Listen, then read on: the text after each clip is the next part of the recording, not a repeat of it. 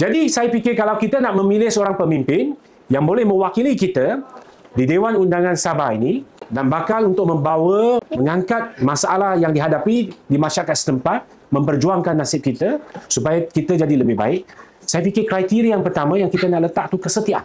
Kawan saya ni, saya kenal dia berpuluh tahun, saudara Chin.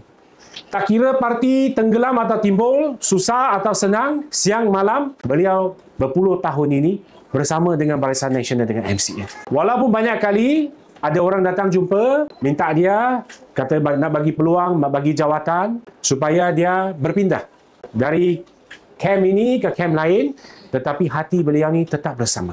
Kadang-kadang kita bersama dengan ahli keluarga kita, ada waktu yang senang, ada waktu yang susah, betul. Takkanlah waktu senang kita bersama, tetapi bila waktu susah kita tinggalkan, kita cabut. Sebab itulah rakan-rakan mengapa saya menggunakan kata memilih menantu. Kerana bila kita serahkan anak perempuan kita kepada dia, kita harap tak kira apa yang berlaku, kita doakan semua baik yang berlaku.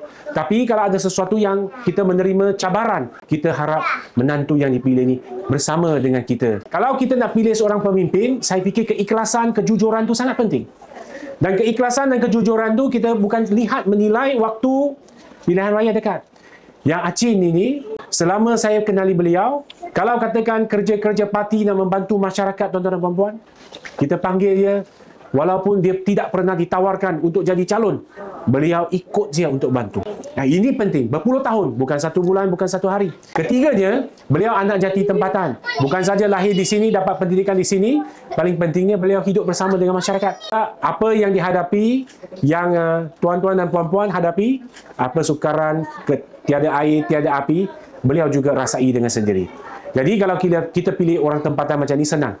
Dia boleh memahami masalah kita. Jadi, tuan-tuan dan puan-puan, kita kena cari seorang yang senang didekati. Ini saudara Achin ni, dia mempunyai semangat kesukarelawan yang tinggi. Selalunya kalau saya telefon dia untuk minta bantu, kadang-kadang ada kawan-kawan Sabah yang di Melaka, niaga kerja dan lain-lain, kadang-kadang perlukan minta bantuan, saya telefon beliau. Tak pernah pun beliau tolak saya untuk bantu. Dia bukan pegang jawatan YB pun wakil rakyat, tapi dia boleh jalankan tugas sebagai seorang YB dan wakil rakyat.